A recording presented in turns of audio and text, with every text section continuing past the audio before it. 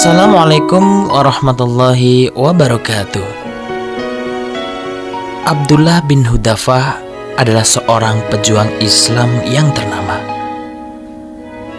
Pada suatu ketika ia diangkat Khalifah Umar bin Khattab menjadi panglima perang dalam penaklukan negeri Syam di bawah pimpinan Heraklius.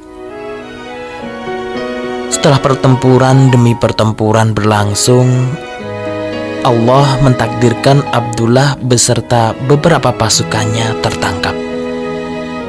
Betapa gembiranya hati Heraklius. Inilah kesempatan baginya untuk mempermalukan kaum muslimin dan mengajak para tawanan untuk mengingkari Islam.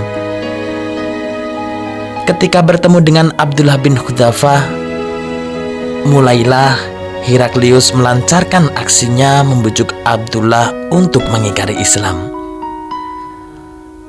"Ayolah Abdullah, tinggalkan agamamu dan masuklah ke dalam agamaku. Niscaya aku akan memberimu harta yang banyak," kata Heraklius.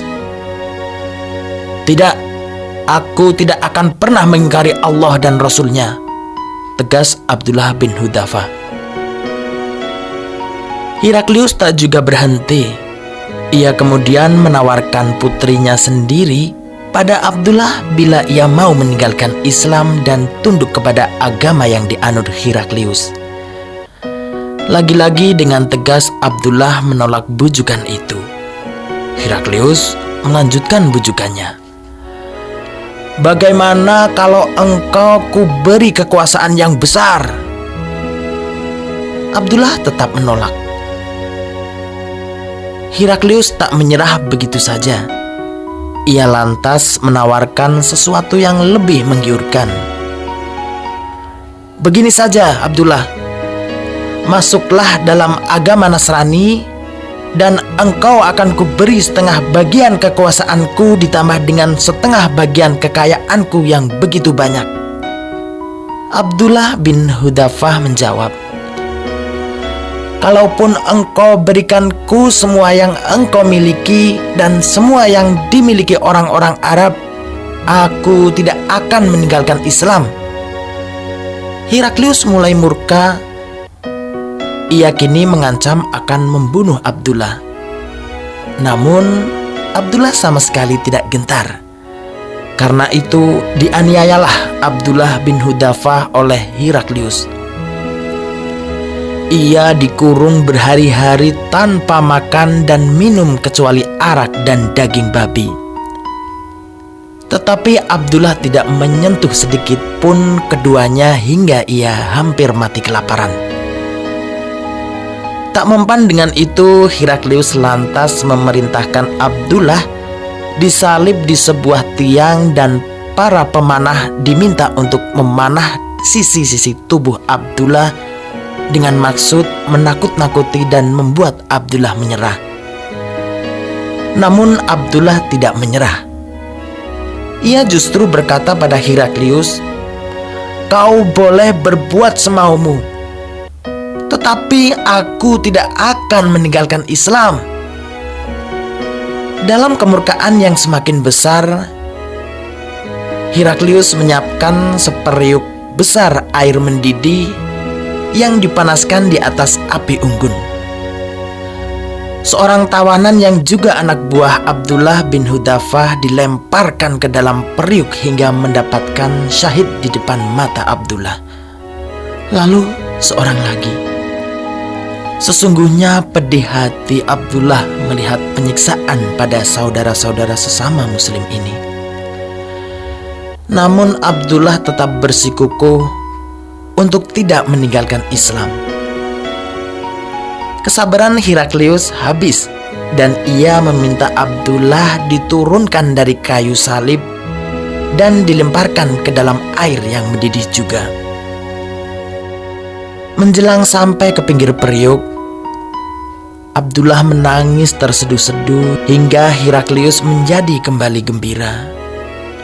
Dikiranya Abdullah menangisi nasibnya yang akan berakhir dalam periuk.